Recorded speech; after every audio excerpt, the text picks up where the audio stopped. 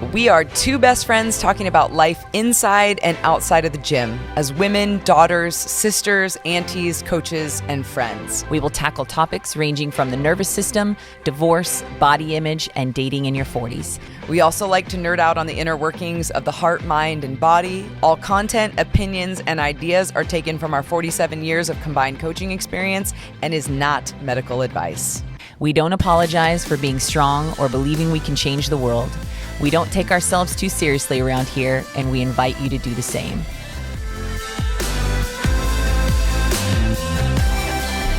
Okie dokie. So here we are again, sitting across from one another.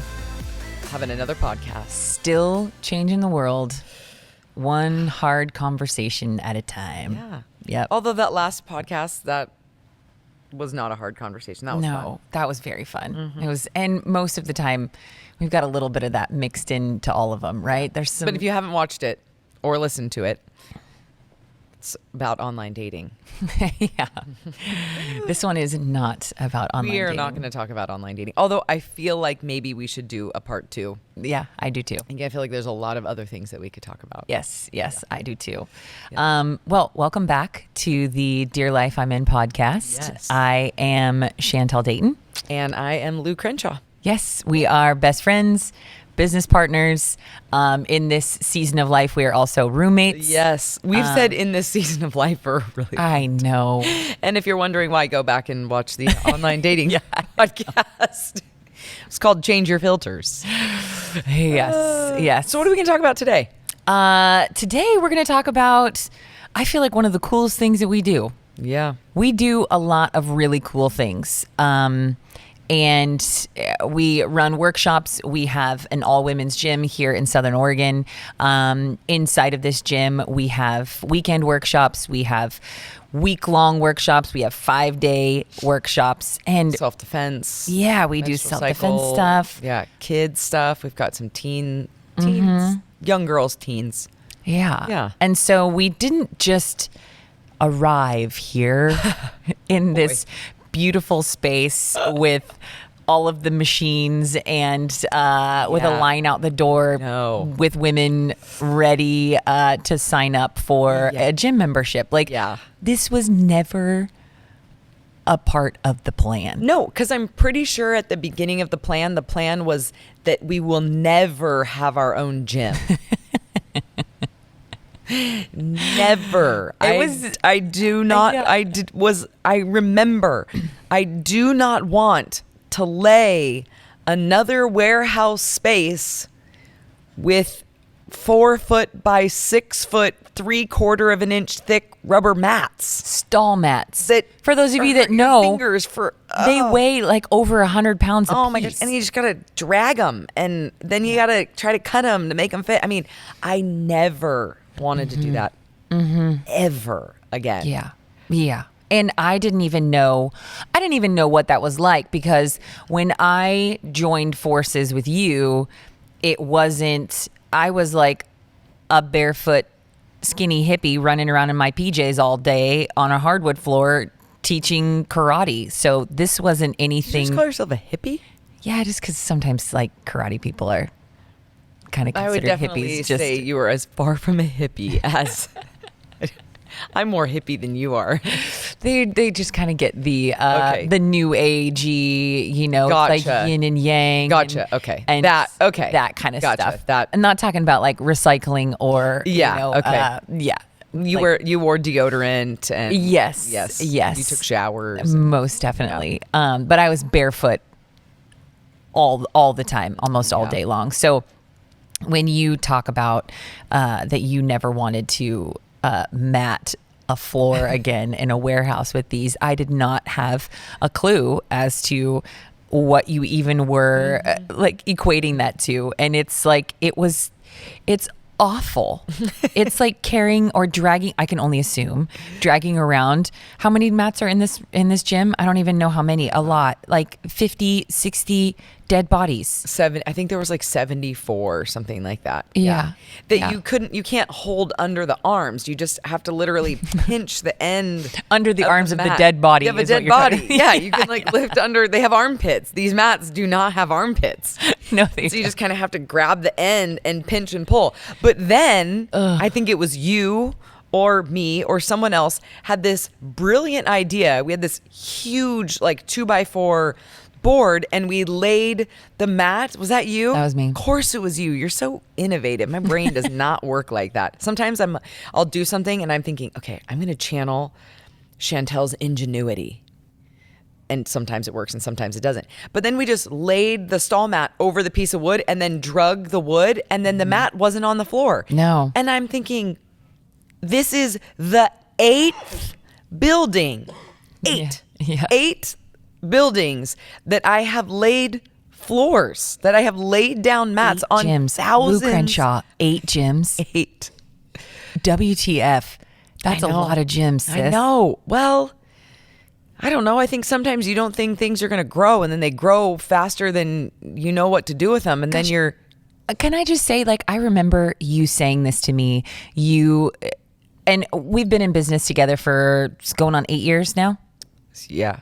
Yeah. think so. Yeah. About Something 8 like years. that. Yeah. And I remember you saying that once your gym, when you first started, your gym, how it would grow and then you would need to move out of the place that you were living, like not the place that you had like your business in, but you had to move out of the place that you were living in so that you can have more money for rent for your business. Yeah. Could save money to pay for the rent of the gym because you still had the same amount of members in the gym at the time, but then knowing, okay, well, it's probably within the next few months it will grow, but who knows, maybe it won't. Yeah. It always did though. You moved the gym and it doubled in size. It's just kind of what happened. But I remember you saying that, and I Yeah. was like, man, that was just like where I mean, there were a lot of moments where I knew, I was like, this girl she's the real deal because it was like the vision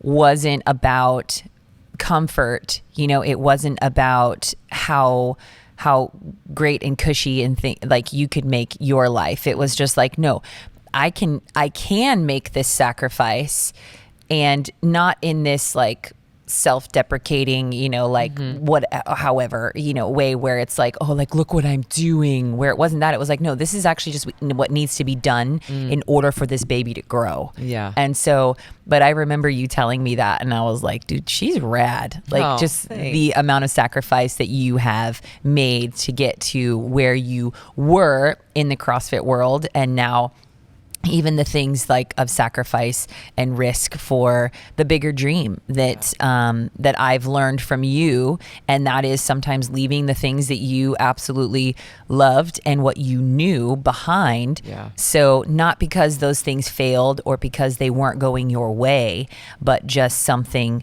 shifts. And ironically, Yeah. we are going to talk about a program just felt that we right. have. I did it. Yep.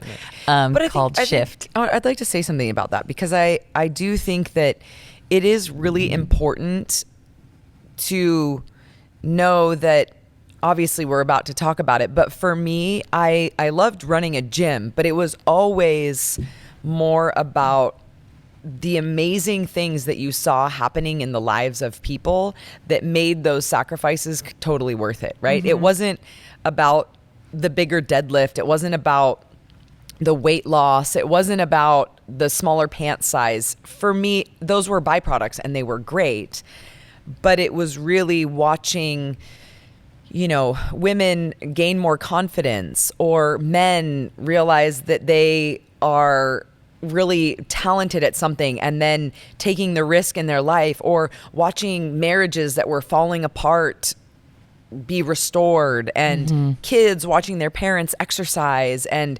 creating, lifelong habits that they're watching. And so for me, it was always the humanity part of the gym that was always the most important thing to me. Watching people challenge themselves and do something in the gym that they didn't know that they could do which would automatically translate into going out in the world and doing things that they didn't know they could do, because it automatically translated. You didn't have to try to make it translate. You didn't have to tell them, hey, if you get stronger like this, then when you go into this situation, it's going to be so much easier, because it's not necessarily going to be easier, but you're going to have a level of confidence and wherewithal to know that you can struggle and stay in it a little bit longer. So for me, it was always, like you said, it was never, oh my gosh, I have to do this. It was more along the lines of, what if I don't do this? If I don't do this and we stay right here, we're busting at the seams. Somebody's going to get hurt, you know?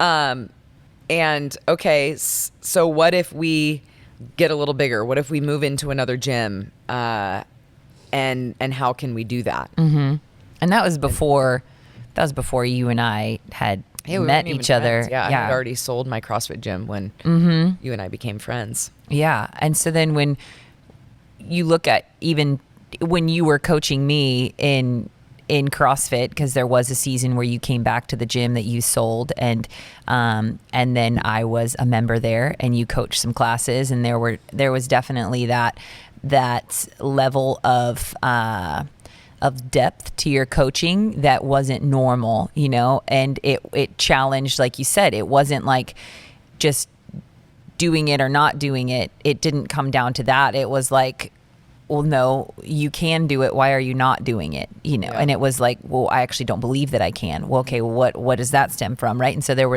was this depth that you would go so quickly in an hour class in CrossFit, and then you'd leave questioning, you know, what the hell you're doing with your life. And I'm like, oh. Well, and then you know, let's go on the flip side here, where when I remember when I first asked you what you did, you're like, oh, I teach kids karate. Which was true. Oh, I mean, yes.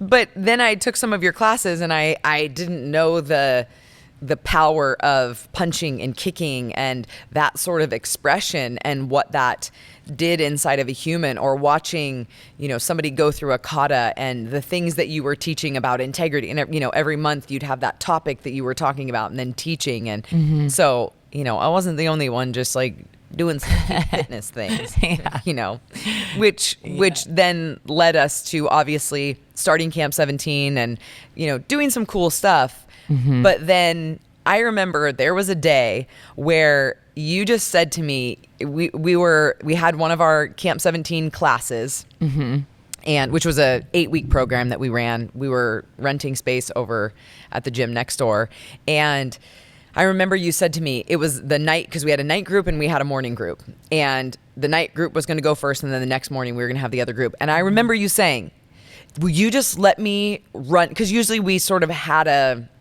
structure. routine. We had structure that we were going to do, and it wasn't always the same, but you just said, I just need for you to like, let me just run with tonight and do whatever happens. Did you have a dream about this? Or did you just like think about it I actually, it was kind of a wild, I remember it wasn't like a vision. It wasn't something, but it was definitely like in my heart where I felt this excitement that I didn't actually know what was going to happen, but I knew the class was going to lead me in a direction that I just needed to be willing to follow. Yeah. Like I needed to abandon what I thought needed to happen. Yeah. Or what normally happened. Yeah. And in the order that it needed to happen in. And I had all of these, and it was I had an idea, and then as I was trying to plan out the idea within the hour and a half that I had with these ladies, because it was kind of like my night, because it was a topic that I took, and then I did the physical part, right, with the movement, and then I did the teaching at the board. And so I knew that there was some leeway already outside of the structure that we did already have. But I remember how like seriously you looked at me and said, I just need you to let me run with tonight and do whatever is going to happen. And I remember being terrified. Just to fly by the seat. Because I was like, we had these ladies, because they paid a good amount of money to come, and I knew that in order to make this great, I needed to abandon all the things that I thought needed to happen. And it was like this voice, like it wasn't even in my head. It was like in my heart where I was like, this, and I needed to communicate that to you, obviously, in however I could without like freaking Mostly you out. like, hey, just stay out of the hang way for a get little out bit. of the way, Yeah. and just watch me work. Yeah. Yo, You know, because we watch me work. And so I remember it being this Truth and Lies was the day, and I remember thinking like, okay, there are lies that are far away from us, that we see, that we battle, you know, that we can actually see with our open eyes, that we just get kind of fed up with, and then as there are lies that are a little bit closer that we may have accepted as like our identity and who we are, and in whatever it be with ourselves or just our relationships that we're in. Yeah. And then there's the ones that we don't even know that are lies, that are so close to us that have been spoken over us since we were little, or somewhere along the way we have accepted them as truth. And so we then just the subconscious part of our minds that just live from that place. Okay. Yeah. And so I remember thinking of all those different stages, and I'm like, there is some physical expression or where they can feel with their bodies how confusing this can be. And so I remember like, okay, I need to take away some senses. We're going to take away their eyes. We're not going to let them see things. We're going to have them hit things with their eyes closed, and then they're going to do this. And then I'm like, did they have blindfolds, or did we just have them? We didn't close have their eyes? blindfolds. Yeah. Okay. Nope. Because it was literally like, remember, it was like 15 minutes before class had started. Yes. They were there, and I was, I remember this so well. And then at that point in time, we kind of had 2 rooms that we were working with, 3, including the classroom. And so I remember in one room, we had all these punching bags set up. And then in the other room, we had these other punching bags set up where I was going to have them go in there and take these sticks and just beat the crud out of these bags with, it wasn't really like a stick. It was like that flexible PVC. It was like a bendy plumbers. PVC. Yeah. And so it definitely had some I think they flex weren't to it. as bendy as they are now, because Correct. there was a couple of them that broke. That busted. Yeah. Yes. And we were using them for something I else. got PVC shrapnel in my eyes. I know. But your eyes were closed, so everything's okay. Yeah, no, don't think so. So I was like, I want him to, you know, my background in martial arts, I can ask people to yell and to quote ki, and it's not weird, right? Because it's one, I'm very confident in walking somebody through the process, because it can be very strange teaching someone how to yell. And I didn't know how to do it. yeah. And so over the years of teaching, you know, from little kids all the way to adults, I know like the process of giggles that kind of come up, and so I know like where it all comes from, their throat and so I knew that teaching them how to yell would be really important as well, because just that connection to power and release is so incredible. And so I had them hit things with their eyes closed, and then we went into the other room and the lights were off and there was only light coming in from the outside, and then having them just like, we played the music really loud, and then they would just all yell at the same You just allowed time. them to Be expressive. I remember that. We yelled with them. Yeah, I totally remember that. Yeah. And so we would just yell with them, and then we'd have them hit again, and then they would lay there and they would just cry. Yeah. And they would lay there and breathe like they just went to battle together. Or just lost 1,000 pounds. Yeah. Yeah. And then where they didn't even know that it could feel so good to use their voice and to use their body, their hands to hit things, or use something to hit something with. Yeah. And you built an incredible experience. It was so incredible. And it was something that I didn't even feel. I had no idea what was going to come out, but I just let the hearts of the women, I feel like I just like plugged into them. You know, I was very aware of plugging into them and saying like, okay, of the tools that I have and the things that I know, and then also what they need. Yeah. Do I have the ability to discern what they need in this moment? Because this was a very honest group of women as well.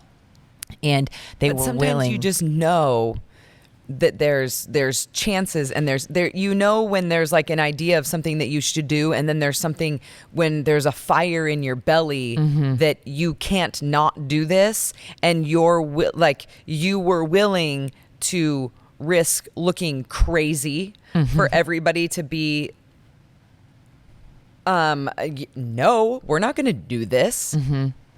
Yeah. Right? There was absolutely a place where people didn't have to participate, or they could have thought that it was really weird and not do it because it was completely unorthodox and not something. I mean, we were kicking and punching, but it was nothing like this. Yeah. And you literally just created a space for women to express some things that were going on inside of them that a lot of them just didn't even know was there. And it was purely movement, and it was purely experiential. I mean, it was experiential fitness. I mean, we talk about that's what we do now, but that was 7 years ago. It was physical, therapy. Yeah, really. It was physical therapy. Yeah. And there was no conversation. There were no words. no. And that's what that was the coolest part about it, is that I didn't even have to say, you're doing this, and when you do this, this is what's going to happen. And then after this, then this is what's going to happen. And you need to do this if this happens. And we need to do, right? There wasn't this super cautious approach to it, because I knew that they would be safe. I knew. Yeah. I knew without a doubt. Yeah. I knew that some would get really rowdy. I knew that some have been waiting their entire lives to open their mouth and let this roar come out of their belly. Yeah. And I knew it. And so, yeah, like you said, that's a perfect picture. Just like this fire in my belly where I was like, I can't not do this. I can't not. Like, I have to do this. Yeah. And so after that night, I remember like you and I going, what the heck?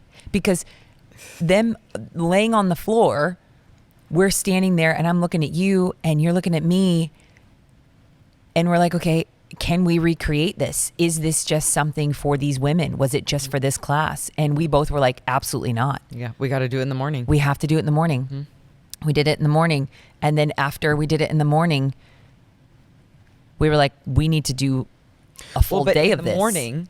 So remember, that morning you had, I think you had gone into work early, so you were already at work. And I remember that morning waking up from a dream, and in the dream there was nobody in the dream. It was really just a statement, which is sometimes how my dreams are. This was before we were going in for class. I remember this. I remember because I think we carpooled, and I pulled up. You were in the passenger seat, and you're like, go ahead, go in and get the thing set up. You're like, I had this dream, and I need to like write some things down. I need to get some things out of my brain. And I was like, okay. And you're like, okay. And I was like, oh my gosh. Yeah. Or I showed up or or something. And I remember coming in and saying, I need you to give me a little bit of time. I need to go to the whiteboard, and I need to, my brain functions really well at a whiteboard. I feel like I can get some things out, but I had woken up from a dream. I remember this. And in the dream, there was a single statement. I don't know who said it in the dream. There wasn't a person there. I just woke up with the statement in my head that the sentence was, there has to be a shift. And I remember it being so profound, and I knew that it had to do with what you had created that night, the night before. And so I came in and I just said, I feel like, I don't think I knew that it was called an acronym, but I remember you saying like, it's one of those things that like, and we couldn't figure it out. Is it an analog or a syllable? I don't know what this is. I was not very good at English. It was an acronym. I know that's what it is now. Yep. And it was an acronym. But I didn't know exactly what the acronym was. So I remember going into, you had the girls in another room, and I was in the other room. at the whiteboard, and I knew that the acronym was the word shift, and it had to do with the lies. And so it came out so fast. I didn't even have to think about it, which I think is probably the coolest part of this experience that we offer, is that it literally came from our butts. We pulled it right out of our butts. We pulled it right out of our butts. I was thinking about brain and guts.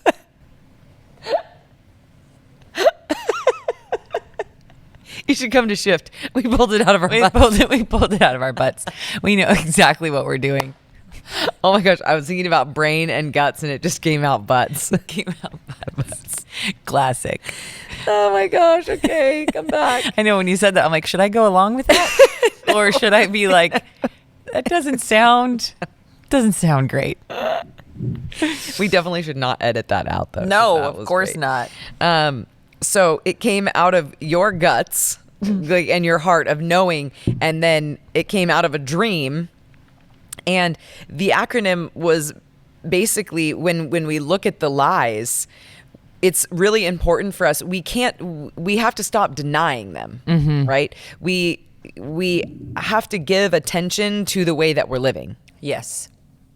And so it was the whole shift event, I guess, was the S stood for see it. So be able to see what it was. So there's an experience of writing it down, And a conversation. yeah, of hearing it. And again, this experience has evolved from 1 hour and a half to like 5 days now, right? I mean, it's evolved. And so then the H was to hear it. So being able to hear what that lie sounded like, or who it came from, and that voice or that person or that place that we learned it from. And then the I was to allow them to be indignant about where those lies have stolen parts of their stories or ruined relationships or dreams. But then also it wasn't all about like looking at only the lies. There was having to look at the other side. So then the I also had a secondary place of it being inspired by seeing them and deciding I'm going to live differently. Right. And then the F was to feel it. And to be able to actually feel it in our bodies with that expression that you gave them, to feel what that lie feels like, but then also be indignant about it and feel what it felt like to be indignant about it. But then the F has then also evolved now of what are we fighting for, right? Instead of all of these things that we're fighting against, we're just trying not to be something. What are we fighting for? Yeah, exactly. And then the T was replacing the lies with truth that will create eventual transformation, right? Because we're not looking at the lie for behavior modification. We're really looking at transformation. And so it was a very transformative process. And that acronym just came right out, and we just called that day Shift. And then we did it again with the girls in the morning. And then I remember, I don't know if you looked at me or I looked at you, or we both looked at each other and knew that, oh my gosh, we need to give this more time. Yeah. We definitely were. So then we did one that was a couple hours. Yeah. Well, because what had happened was we realized what was important about our program. Our program was absolutely incredible. Camp 17 was awesome. And it was very digestible, but yet also like shook people awake, which was so great. And then our experiences and our workshops just kept getting deeper, and not deeper as in like scary, but like very transformative. And this was, I feel like, our first step in that direction. It was already so different from a boot camp, your typical boot camp, because we weren't weighing them, we weren't measuring them. There's nothing wrong with weighing and measuring and doing all that, right? But so often that is what a boot camp is. You know, they're gonna come in. That's what health is. Yes, we're gonna kick their butt, and we're going to measure and put them on a diet, and we're gonna get these drastic changes, right? And we knew that the heart was something so important to consider, and so when we started doing that, and then with an experience, the things that the experience let like come to the surface, we're like, okay, how do we now, what do we do from here? You know, not because we didn't know what to do, but because we know that something needed to happen. We needed to do something, because if we just found a tool that helped dig up all these weeds, what happens next? Yeah. Because not only do we have, I didn't feel obligated. I felt very honored to, and inspired. to explore. We were just like, whoa, okay, these are things that we are and can apply to ourselves as well. And so these women just, they finished obviously the 6 weeks with us, and it was incredible. And then we made a It was like maybe 4 hours. Because I Yeah. remember it wasn't as long, because then we thought, oh my gosh, we need like 8 hours. well, I remember we added in a few other things, because I remember us having a lunch break, but then being kind of worried that people weren't going to come back from the lunch break. Yeah. So I'm like, But do you remember? I'm getting flashbacks. But do you remember all those ladies? We probably had 30 ladies sitting in the room, and we just had them all put their hands on their bellies. oh yes, and the tears. Oh my gosh, it was so sacred. I feel like we've had so many sacred moments of just feeling so honored to be in the room with what was happening. That wasn't, so many things that happened were never things that we planned for. No. It wasn't, we didn't go read a bunch of books to figure out a bunch of stuff, how to like do this. It just happened, and then it just kept happening. And then we added more things. And then there was the wondering of, okay, what is happening here? Because this is incredible. We had these women put their hands on their bellies, and You had them apologize. apologize to their bellies. stomachs. And it was, women were just weeping.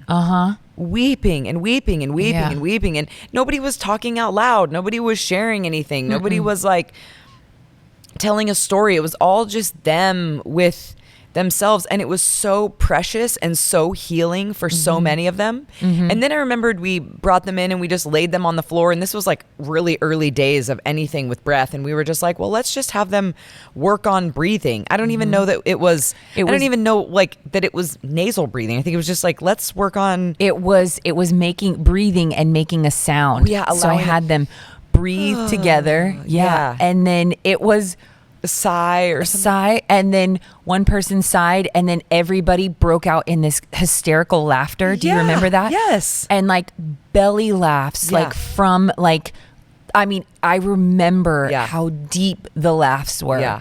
And then when we were done, we knew that there were certain things, and you being the brain that you are, But I did not understand all I this know stuff that, yet. I which know was the beauty part about it. The beauty part. That's the beauty part about That's it. the beauty part. That's the beauty part. There's such a beauty part about it. It was where, because you have like this desire of like, I need to know. Yeah. I need to know more, and because I remember at that point too, we were just beginning to explore like where energy is stored in the body, Yeah. and how it's stored in the Yeah. body, and how we can actually release it. I remember conversations with that, not only with the sound and the vibration of Yeah. like the sigh and positions that our body can lay in, and the deep breath, and it was very we simple didn't at do that a lot of point. that. But do you remember that one lady who, while we were breathing and sighing, she started having flashbacks of a really traumatic birth that she had, and she felt like I do remember that. she just went through this whole thing, and it was this amazing moment of healing where we literally were having them breathe as a group and sigh and just like, for all of you that are sitting there, just take a big inhale in, and then just it just feels really good. Your shoulders drop, and your neck relaxes a little bit, and you just settle in a little bit more. You become a little bit more present. Yeah. And we just did that. And then after that, then is when it really, then we knew after that day, Oh, and then we had him do they covered a journal. We brought out a bunch of magazines and then let them be creative. Yeah, we did balling. We had them do some balling where it was, and this was kind of after this. I remember this workshop this weekend was, I would be interested to look back at like the day that we did the first 2-day shift or day shift, because it was just a day. Yeah. And from the day that we did all of that in I don't remember what tribe it was. It was fast, but I do remember there being, because you knew about, where the energy was stored in the different places, and I remember us exploring. Yeah. We had them on the big balls, remember, because we went to Target and Walmart and bought out every single Swiss ball that was ever brought to Southern Oregon at the time. I feel like these are way too high off the ground. We don't need these. This does not feel safe. And then I remember us saying like, okay, like after we open them up, and now you're opening them up to not only laughter and to some things, but we're also opening them up to creativity. And then we gave them all journals, and we had them cover their journals. And they were just like social and snacked and did the journals. And they felt a little hungover. Yeah. Because they were just like, that's where Shift Faced came from. Yep. Shift Faced. Yep. That's exactly where it came from. Yeah. Yeah. And then it was really interesting because obviously we just fumbled through things, and we just are always trying things and wondering, and there's just so many things out there that whether we've left them behind as a culture or, it stopped being cool or whatever, so I think I went on a journey again of wanting to understand, because there were so many things that were happening that we weren't trying to do. It was just stuff was happening, and then wondering, oh my gosh, what just happened? And so I really, in my brain, wanted to go on a journey of, why are tears so important? Why is it so hard for us to cry? There was things with the nervous system and with breath. And then I started really looking in and digging in some old psychology, where some of the older psychology, like great names in psychology, kind of sometimes got a little bit weird. And so we kind of throw the baby out with the bathwater. But there was so many things that were happening there where psychology was involving the body. There was more of a somatic experience instead of just a medicated experience or just a talking experience, where at some point, you could read about it, I don't remember, but at some point something happened where we just kind of left the body and just have gone into the mind. And that alone and the dangers of that, not like, yes, it can be dangerous, but I'm not, again, that felt more dramatic, but and I think that you're spot on when you do look at the dangers of it, because you're forgetting or leaving behind a very important piece to the puzzle. And then we're taught to deny it in the sense that is like, if anything goes wrong, it's not telling us to pay attention to something. So then our thought or what we learn is, it's not telling us something, it's telling us that something is broken and it just needs to be medicated, and there needs to be surgery, or there needs to be, or there's this overarching conclusion of like, this is how it's going to be forever, rather than being able to listen and how to listen to the body and what is happening. And that's been lost. Or that the experiences of our life in the early parts of our lives might affect how we function as adults. Right? Like so many things that are just subconscious and automatic for us are because it's what we learned when we were little. Or even the things that we believe about ourselves. So many of those lies, like the ones that were up close where you had their eyes closed, so many of those are just subconscious. And 95% of our going about the day is subconscious. We have this 5% of consciousness where we're actually there knowing what we're doing, and which is crazy. It's wild. It's really wild. It's absolutely crazy. Yeah. And so I think the more that we dove into this, the more that it was hilarious. I mean, do you remember? I remember there were days where I would come home and I'd have, a ball and we were still over we didn't have our own space yet. Mm-hmm. Because I never wanted to have a gym again, Yep, so of course. That was completely off the Drag table. around 75 dead bodies. Yeah. So or have to mop it. You ever try to mop a rubber floor? Oh, it's bad. It's brutal. It's bad. But God bless the girls that clean in here. I mean, I am so grateful for them. We are blessed with some incredible oh my gosh, so incredible. women who, But those were the things. Like, I didn't want to have to mop another rubber floor and move the bags and worry about whether there was toilet paper and paper towels. Like, it was just those things about being a gym owner that once I sold my gym, I just never thought that I would go back and do that. And here we are almost 5 years into be 5 years in September into this space. But I remember bringing, because we were renting space. So we were doing some of this crazy stuff in a different space, which was kind of like, maybe we need our own space because this is kind of crazy. What are the neighbors going to think? So I remember like bringing home like a bigger like medicine ball, like a wall ball. And I remember saying to you, okay, I'm going to try something. Okay.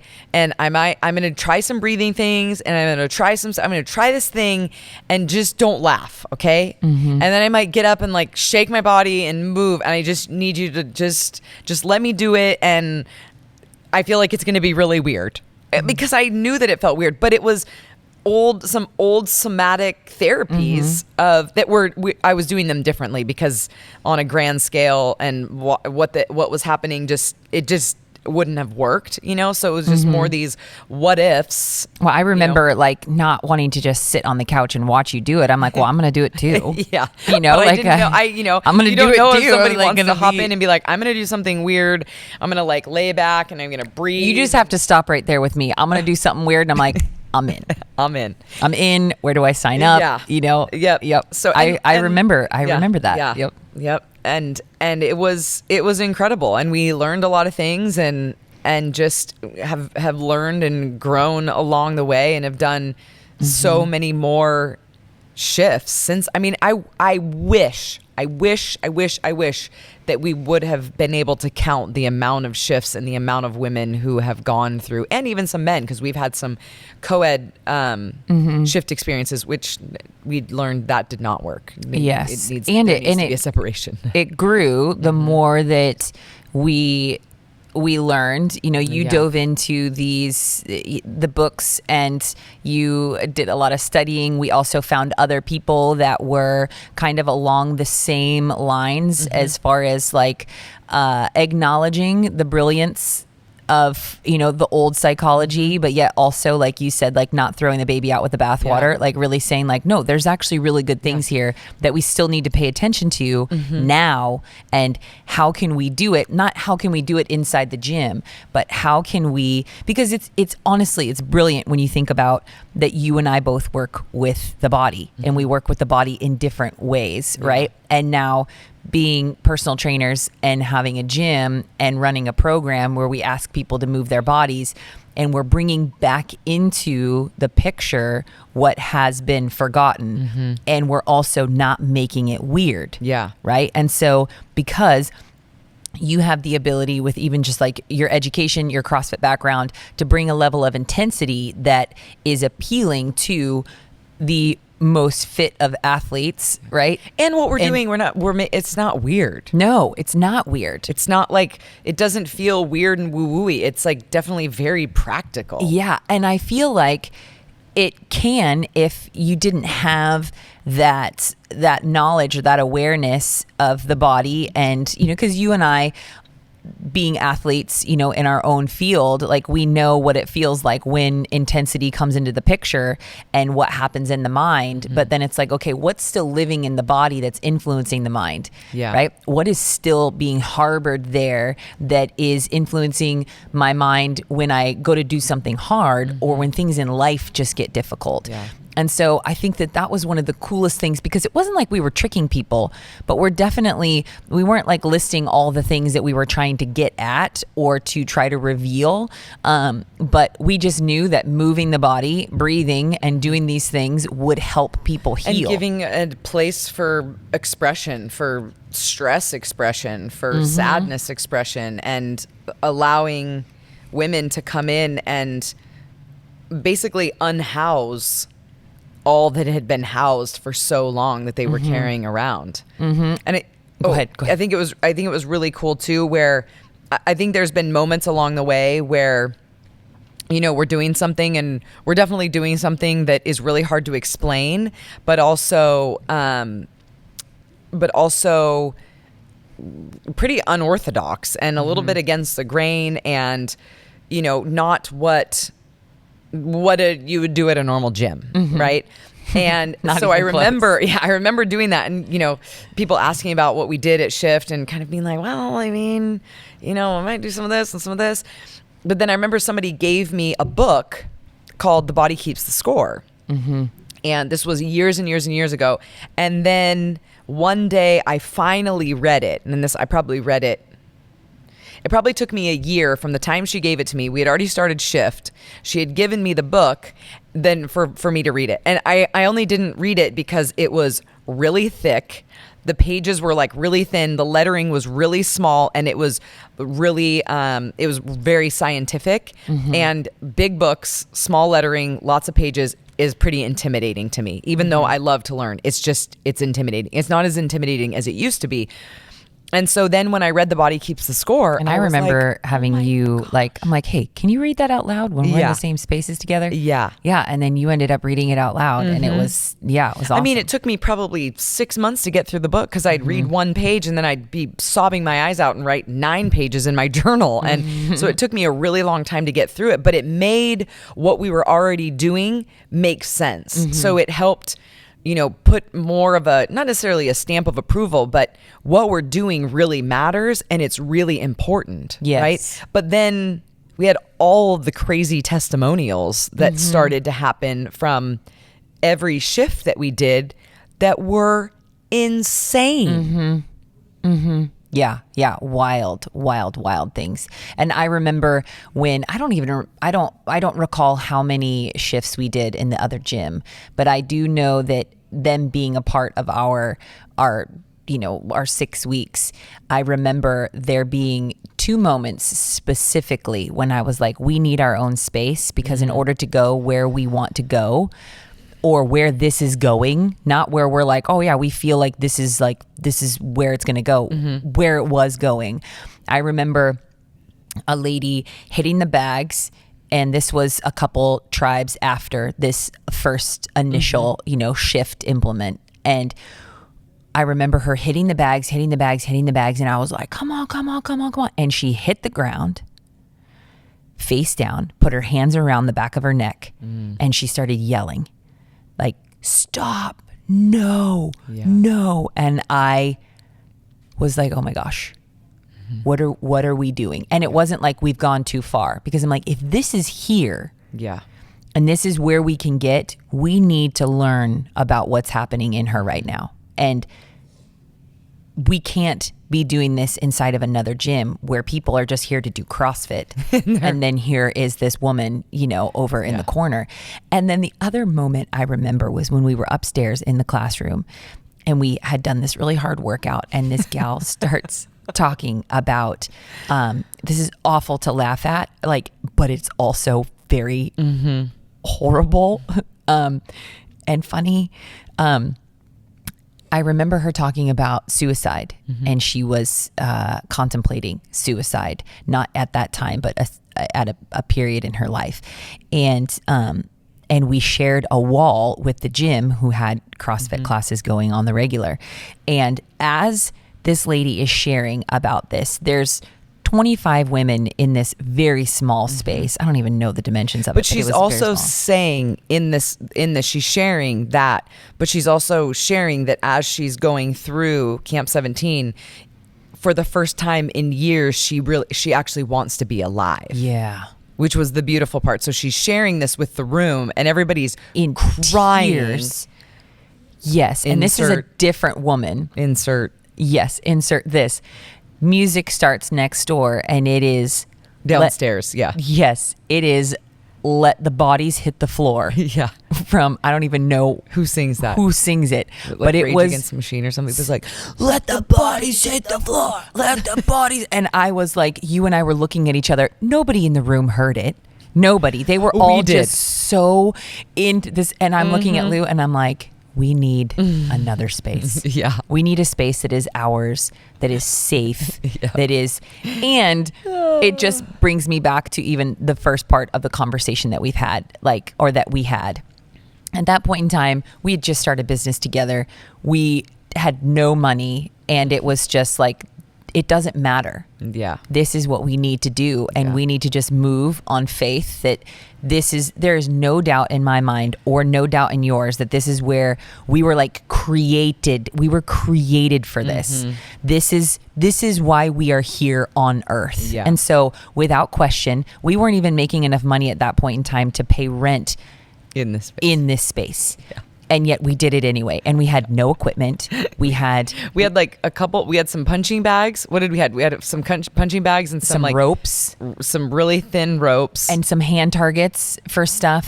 That was all we had. Yeah, we had. Oh, we had accumulated some sandbags. So we had some sandbags. That's But right. other than that, we didn't have anything. And then this space came Mm-hmm. open. We didn't have enough money, but we knew we had to have it. And so we jumped on it and opened in 3 weeks. And now we're busting at the seams. And Yeah, and it's great, and Yeah. but it was just it was a testament to like that, like even what you're saying, like the fire in the belly. Yeah. Of like we need to be doing this. But what was happening, because I still think there's probably some people be like, wait a second, can you come back to these testimonials, please? Because you Yes. just said there was some crazy, but we would have these moments where women would just allow themselves. I mean, I remember this one lady, we were doing an exercise and everybody was kind of laying on the ground and they were kind of done. And I remember she stood up and she's probably 6'1", I mean, she's a tall woman. And she just like opened her chest and her arms went out behind her and she just, and she just yelled. Can I say something to this? Because I remember you standing up front. You had a microphone because there were a lot of people in the room and they all needed to hear you. And you were talking about discipline. Discipline and punishment. Yes. And everyone's standing there, and we had just kind of gone through this routine, and then we give them the opportunity to go through the routine as many times as they need to and come Yeah. back to places, right? So they have a lot of freedom in this time. And like Lou said, this woman was tall, very, very tall woman. So definitely a presence for sure. And Lou had said, discipline is not punishment. But some And- of you grew up, Yes. and And discipline was punishment. she stood up and she yelled so loud. Yeah. Where it was like that, whatever that was, unlocked something for her, because it was so powerful, not only in the room for you and I, who, It was like a holy moment. yes. And then months later, Like a month later, she sent us an Instagram message and on IG. on the IG and said, I've been trying to get pregnant for 10 years. 10 years, folks, 10 years. And she was pregnant. Yep, she got pregnant. And she's now pregnant again. Yes. So she had a son who was, I mean, he was like 10 or 11 at the time when she got pregnant. And then she had this baby and she's having another baby. And I mean, it brought me to tears. It was just, it was crazy because what we're doing sometimes feels crazy and some people are very much against it and they're like, this is weird and blah, blah, blah. But then you get a woman who just needed to allow herself to be expressive and then she had a baby, you know, or we have women who are on the regular at a chiropractor and they go through the event, show up at the chiropractor the next day. And he's like, what did you just do? I haven't seen you in 2 weeks and your hips and your back are in full alignment. And that doesn't happen because that's why you come in every week to get adjusted.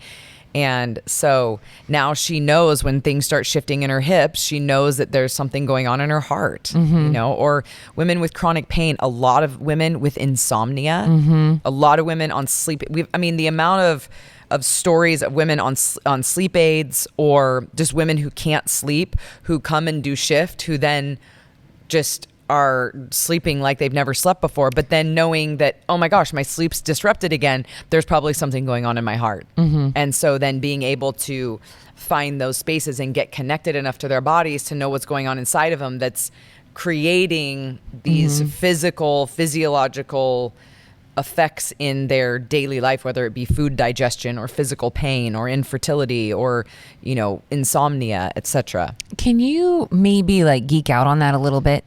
On just, you know, for people, like, I know that people are listening to the podcast with, they love to hear about what we do, and this is just another depth or another layer of what we do.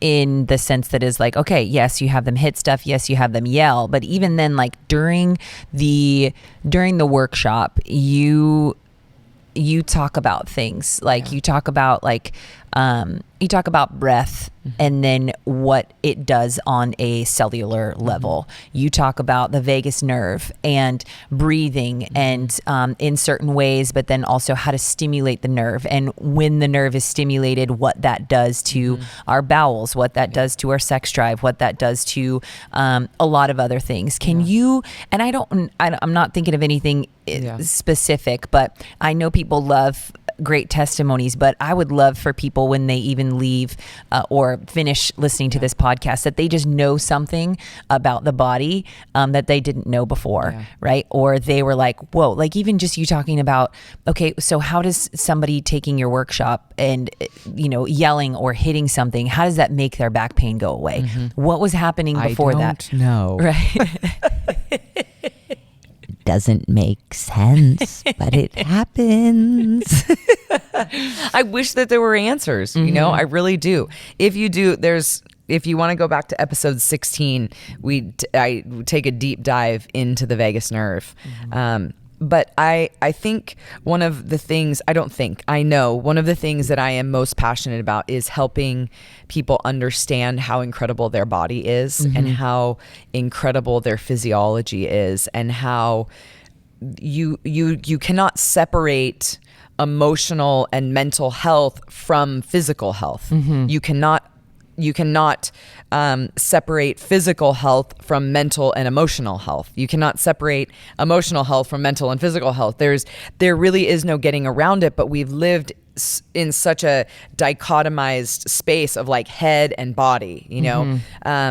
And it's not a reality, and we can't do it. And there's so many of the reasons that we're sick is because we have separated, you know, what's happening to us in our daily lives at work or in the car or in traffic or in our marriages or with our children from what is happening in our bodies, whether it's digestion or my inability to sleep or my inability to have an orgasm or my inability to digest my food, or, you know, whatever it might be, whether you've got irritable bowel things or your energy is really low or you've got a lot of brain fog, or there's so many things. If you want to know more about those things, again, go back to episode 16 and we go a real deep dive into the vagus nerve, which really is the highway of the parasympathetic nervous system, and that resting and digesting. And so there's so much to our emotional and mental health and physical health that is affected by the regulation or the dysregulation of our nervous systems, which is our survival system that helps keep us alive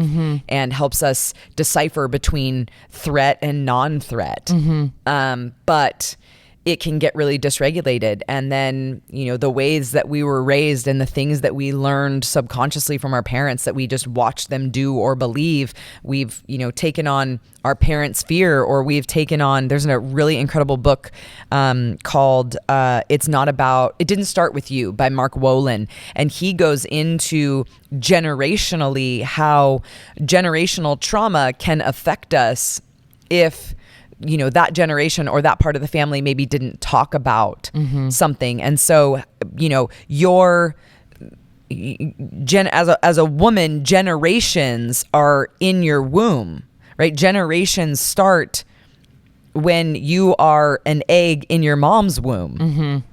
And so what's happening to your mom while you are, what's happening to her when she's in the womb is affecting you and then generations afterwards. It's easier when you draw a picture, but because it can get really confusing. Yeah. But 5 months into gestation is when the eggs are formed. So what's happening to grandma while mom is in the womb with the eggs in the womb, it affects generations afterwards. Yeah. So to make that picture a little bit more clear. So like my mom, while she is in the womb of my grandmother. So my grandmother is alive. She's pregnant with my mom's egg is your mom's eggs start forming. I am in there. I'm in there before my mom is even born. I'm in 5 there. months of her in grandma's womb. I'm The being eggs are affected. forming. Yeah. Yeah. You got some fuzz on your face. Oh, do I? Yeah. Picked it up from the thing and then wiped it out. Hate for you to look silly on video. Oh, thanks, pal. Yeah. So you're being affected. Yeah, which is so crazy. Yeah. But the thing that's so important to remember is that our healing isn't just for us. It's for the generations that will come after us. And not just because they're watching us. No. No. You didn't watch your grandma while your mom was being formed in grandma's womb. That's what I feel like, though, sometimes is what people think, like, because you hear that sometimes, like, okay, we need to heal, or we need to have an example. We need to set an example for, our kids or the kids that are Absolutely. watching us, which is very true. Yes. Right. A lot of that is relational, right? But then you don't think that, or you don't believe, and as long as you don't believe it, or right, because that can go both ways. As long as you don't believe it, then it's not true. But you might just be subconsciously living it and you have no idea that you even are. Exactly. But yet you're still struggling in relationship and in things. And this goes down to not just things that you're predisposed to, as far as like diseases like cancer, or we're talking about like relational things. Even fears, right? Where we can pick up those subconscious fears because we were in the womb and that affected our physiology. Or yes. And we feel like because that, this genetic, and this is going off on, it's not a tangent because it's actually what we talk about in Shift, which is incredible. But when you look at generationally and you think like, okay, genetically I have been passed down these genes, and so now I am predisposed to all this, so that means that I'm predetermined to have X, Y, and Z, right? And so even just like what you're talking about, like there is a way that we can change these things, but we cannot deny the body while addressing them. Like there's actually, I don't feel like there's any other way to do it besides with the body, because it's through expression. It's through even what we're talking about in this space when the ladies go and hit something, and it's even from them believing that they, can't be angry, or there's anger that's just been repressed or suppressed over generations, and that's been passed down, right? And so it's like, well, I'm not angry about anything. Well, that's not healthy. Yeah. Like things should actually upset you. You should be angry, but how do I express the anger, right? And that is like the number one emotion that people feel very ashamed to feel, especially women, But it's emotion. It's an emotion that lets other people see us, and it shows people what matters to us. And that emotion, that is the one that is, when it is suppressed or when it is repressed, that has the greatest Very destructive. impact on our health. Yeah, that and sadness. Yeah. Yeah. It's, and those, if you think about those two things, we feel we apologize when we feel sad, or we apologize when we cry. Yeah. I'm sorry. Yeah. Sorry. Sorry, I'm going to cry. Yeah. Or start crying. Oh, sorry. Yeah.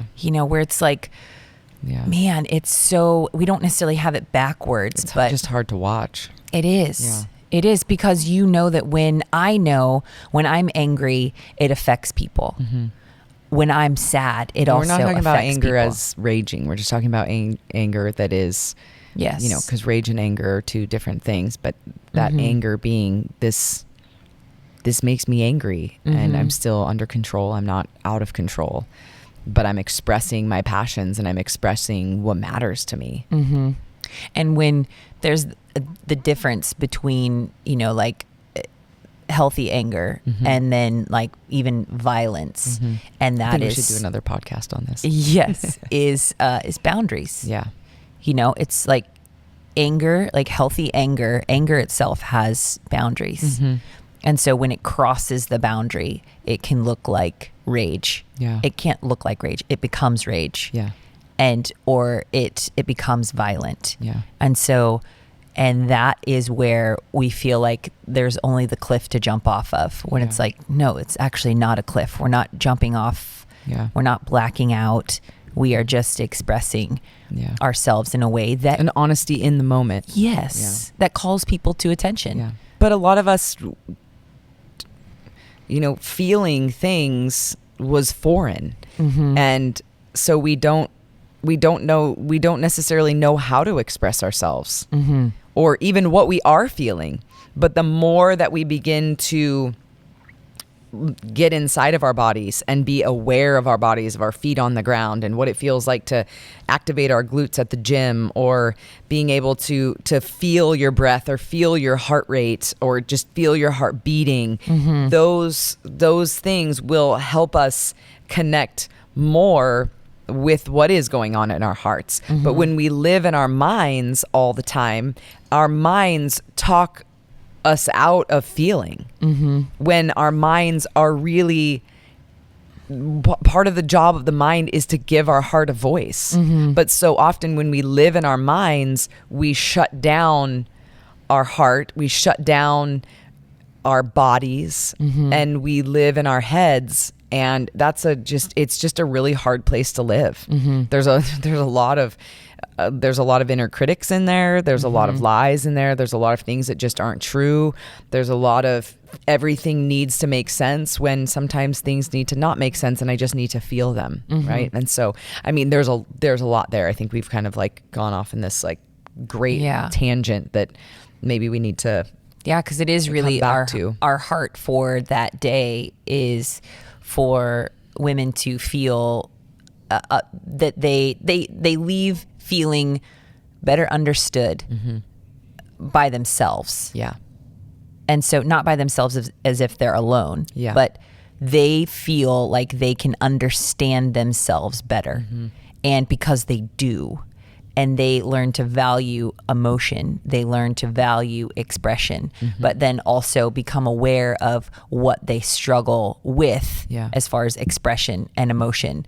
And so we talk about that throughout the entire 2 days. And then also this idea of, it's not even idea, it's the reality of like abandoning ourselves and what we do, why we do it, what it looks like in relationship, what it looks like in at work, what it looks like just in our lives, and how to, and where that could actually, where we can end up if we don't stay true to ourselves, to our authentic self. And so we also explore what that looks like, which is one of my most favorite things to talk about, because it's something that I struggled with, and still often struggle with, just remembering that it's really important for me to be who I am, not just for me and my health, but also for those around me. Because when I am not truly who I am, I'm not living a lie, but I am leading people to believe that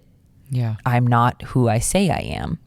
And it's a very interesting journey when we take ladies through the 2 days and we get to see them take a look at themselves, literally, figuratively, and have them go through the entire, I mean, how many hours are they with us? They're like with us about 12. Well, in our 2 day. In our 12. 2 day. Yeah. But you're watching women come home inside their bodies You're watching, and when we can come home inside of our bodies, we feel a little bit safer. And when we feel safer, we can connect a little bit more. We're a little bit more creative. We can dream again. And so for some women, it's really just coming home. And then for other women, it's just learning to fight for themselves and learning to fight for their lives and learning to, wake up to what they're passionate about and what they like, and maybe hearing their voice for the first time, or feeling powerful, or feeling passionate, or feeling like they have a purpose in life. And so there's such a space of hope and excitement in the midst of this wrestle of moving from our head down into our bodies, and then being in our bodies, and then being inside of our hearts, and then being a whole human in the mind, the heart, and the body. But it's hard. Yeah. And learning how to even treat themselves better.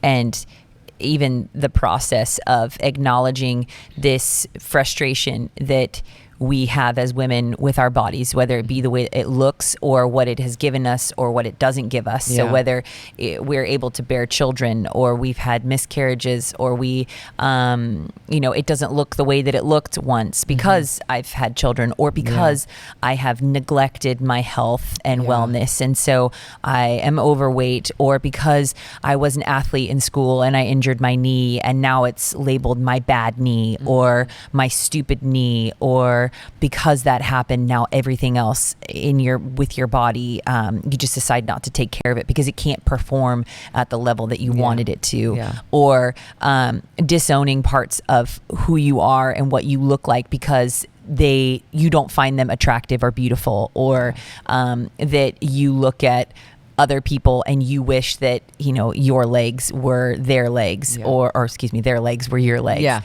and or even parts of your personality.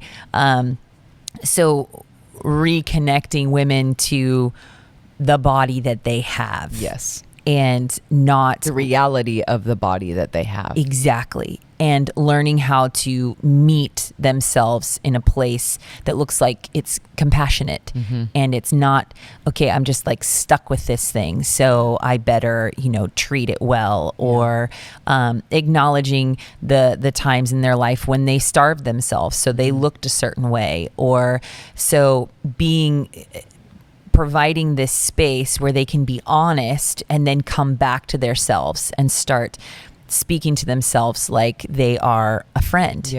And because they are a friend to themselves. But some people don't even know how to do that because the relationship with themselves is so conditional. It's the relationship with their body is so conditional. And so if we start there with ourselves and it's conditional, it's not just conditional with ourselves. It's conditional with our spouse. It's conditional with our children. It's conditional with our boss. It's conditional with our coworkers. It's conditional all over, because if you're not giving it to yourself, you're not really giving it to other people. And even though we feel like we do, you really don't. And so we have to start there. We're not in the capacity that we could. Exactly. Yeah. And so I think that's one of the most beautiful things too. When ladies leave, they look at themselves, and instead of seeing, a fat pile of mistakes and regrets, and they look at themselves and say like, whoa, this lady's been through a lot in her life, and she's been distracted by lies, and she has been distracted by, a lot of things, right? And now I'm going to go into my life and I'm going to better take care of her and give her grace when she makes mistakes. And I have tools now to help her when she falls. And I have ways in which that I can encourage her when she's feeling, down, and not have this big conclusion over our life and our body of like, okay, like my time is up, my glory days are over. Right. And so I think that's one of the most beautiful things about when ladies leave, the 2-day. And then we also have a 5-day too, which we haven't even begun to talk about. But it's the same thing. It's more expanded, more movement, more time, more space. It's a lot of things. Yeah. Well, for those of you that may be wondering, we've got a bunch of shift events throughout the year. And so we've got some different kinds of shifts happening. So if you go to our dropgym.com and you hit our 2023 events, you'll see a list of all sorts of other events that we have. But there are a few shift events, one coming up March 24th and 25th, one May 5th and 6th, one September 15th and 16th, our 5-day, which we run twice a year in February and October. We have a 5-day coming up October 18th through the 22nd. And then we have another shift November 10th and 11th. So you can go read about those. Some of them are a little bit different than others. And but that's kind of our shift of a calendar if you want to come and join us for any of those events and experience this for yourself, and or bring a friend or pass this on to a friend who you've done shift and you're ready for that. So Yes. yeah, I think that was a really helpful, without giving everything away, but really the story and the history of how we came about, with this, and moving from a 2-day and then expanding the 2-day to a 5-day, and which was almost us condensing our 8 weeks into 7 days, and then taking our 2-day and making it 7 days, and then the 7 days was really hard for people, so we've condensed it into 5 days, and then we have a cool summit that once you've done our 5-day, you can come and do our summit, which we do in June or July, and get to come back with the ladies that have all experienced this thing with us. And we really do offer an experience with your body, an experience with fitness, but ultimately teaching you to fight for yourself and to, move better and breathe better and feel better in every area of your life. Yes. Yeah. It's beautiful. Yeah. Yeah. So you can find us at dropgym.com. You can find Chantel on Instagram at chantel.dayton. You can find me at Lou Crenshaw on Instagram. You can also find us at Drop Gym Effect, which is our global community. Lots of teaching stuff on there. And then you can also find our local gym community on Drop Gym Medford if you want to come in and work out at the gym. Yep. Yeah. Lots of places to find us. We're and everywhere. we would love if you, I don't know. I think people give reviews on podcasts and stuff, so then more people see it or something. I don't know. So maybe give a review or share this. Don't worry about reviewing it if you didn't like it, okay? Yeah, totally. We don't want to hear it. Or maybe there could be some, feedback that would be helpful. Places that we can improve. Yeah. But send that in a private message, okay? Thank you. You could also, although if you do have questions, you could DM us or you could email us at hello@dropgym.com. Yeah, most definitely. Yep. Yeah. Yes. Yeah. Or So- join us for Come join us one for of an our event. events. Yeah, Yep. come register. Go to our website and you can register and then come and join us. Excellent. Yeah. All right. Thanks for listening. We'll see you later. Cheers. Cheers.